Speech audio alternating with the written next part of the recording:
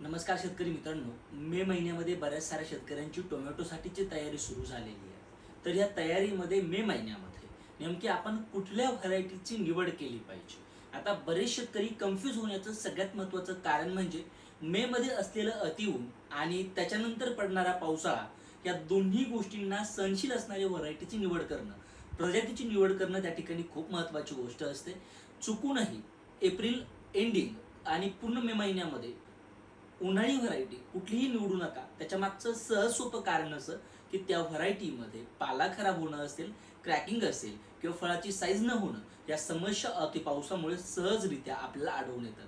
मग अशा वेळेस आपल्याला जरी एक महिना उन्हाळा आहे आणि नंतर पावसाळा आहे, अशा परिस्थितीमध्ये पावसाळा सहनशील वाणांची निवड करणं खूप गरजेचं आहे. त्यामध्ये ज्या टॉपच्या प्रजाती आहे, ज्या मला खूप आवडतात किंवा शेतकऱ्यांना त्या खूप, ज्याची खूप मोठ्या प्रमाणात लागवड शेतकरी करू शकतात, त्यात सगळ्यात महत्त्वाची गोष्ट अशी की आपल्या वेदर कंडिशननुसार आपण त्या व्हरायटीची निवड करायला पाहिजे.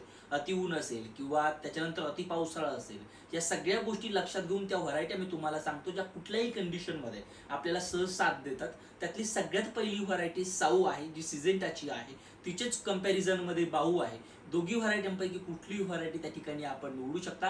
गोलाकार टोमॅटो आहे. आता स्ट्रक्चर जे आहे त्या व्हरायटीचं उन्हामध्ये सुद्धा सहजरित्या बिल्ड होतं. म्हणजे जो फुटवा आपल्याला पाहिजे, व्हेजिटेटिव्ह ग्रोथ आपल्याला पाहिजे, त्याच्यानंतर फ्लॉवरिंग कंडिशन असतील आणि त्याच्यानंतर सगळ्यात महत्त्वाची गोष्ट की उन्हाळा, पावसाळा आणि हिवाळा कुठल्याही ऋतूमध्ये ह्या व्हरायटीची लागवड आपण करू शकतो. पावसाळ्यामध्ये अतिशय म्हणजे खूप नग्न प्रमाणात क्रॅकिंग याच्यामध्ये बघायला मिळतात. योग्य न्यूट्रिशन ठेवलं तर तीही क्रॅकिंग आपल्याला आपल्या पिकामध्ये दिसत नाही. म्हणून साऊ आणि बाऊ या व्हरायटींना आपण प्रथम प्राधान्य दिलं पाहिजे. पण काही शेतकऱ्यांना गोलाकार टोमॅटो आवडत नाही, काही मार्केट कंडिशन्स डिफरंट असतात. मग अशा वेळी चमक असणारा थोडा अंडाकृती जो टोमॅटो असतो त्याला त्या ठिकाणी प्राधान्य दिलं जातं. मग त्या ठिकाणी आर्यमान जी आहे, म्हणजे बऱ्याच 5-6 वर्षांपासून मार्केटमध्ये ऑस्ट्रेलियन केशर गेल्यानंतर मार्केट गाजवणारी व्हरायटी म्हणजे आर्यमान खूप चांगल्या रीतीने चालली. चांगल्या नर्सरीमधून जर आर्यमान परचेस केली तर खूप अप्रतिम व्हरायटी आहे. त्याच्याच साथीला आणखी एक व्हरायटी मी तुम्हाला रिकमेंड करेल, तर ती म्हणजे सिजेंटा कंपनीची अनिमेश 108. मागच्या वर्षी 2 वर्षापूर्वी 3 वर्षापूर्वी तिच्या ट्रायल झाल्या आणि मागच्या वर्षी बऱ्याच ठिकाणी तिची लागवड झाली.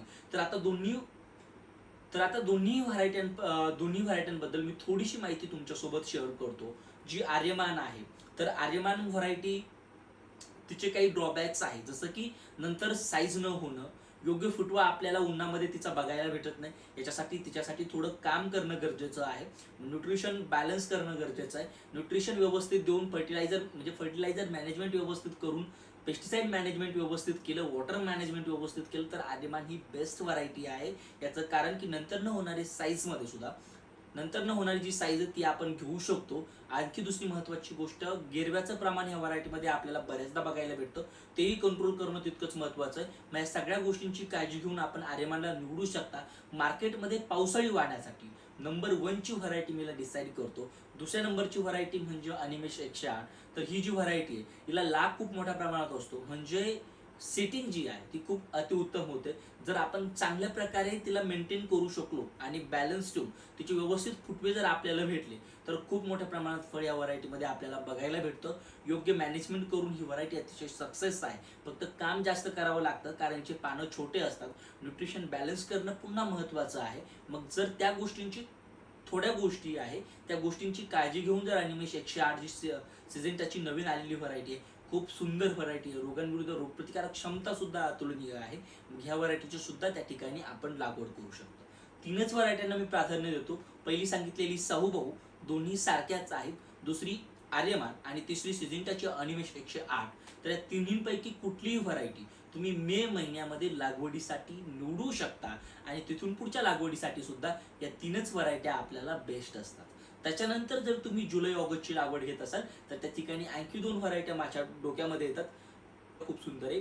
एक व्हीएनआर सीडची 1064, जिचं फळ अतिशय सुंदर असतं. म्हणजे आर्यमान 108 पेक्षा जर कुठल्या व्हरायटीचं फळ सुंदर असेल तर ते 1064 व्हीएनआर सीडचं जे आहे अतिशय चांगलं वाण आहे. तिची देखील निवड करू शकता लेटमध्ये. अतिशय छान ही व्हरायटी आहे. तिची लागवड करून आपण सक्सेस होऊ शकता.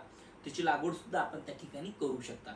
त्याच्यानंतर आणखी एक व्हरायटी म्हणजे मार्केटमध्ये बराच कालावधी तिनं गाजवला, ती म्हणजे 2174, जास्त पावसामध्ये ती लवकर खराब होते, पण कमी पावसामध्ये ती खूप चांगल्या पद्धतीने कार्य करते. फळाची साईज मोठी असते, फळाची टिकवण क्षमता सुद्धा कडक असल्यामुळे चांगली असते.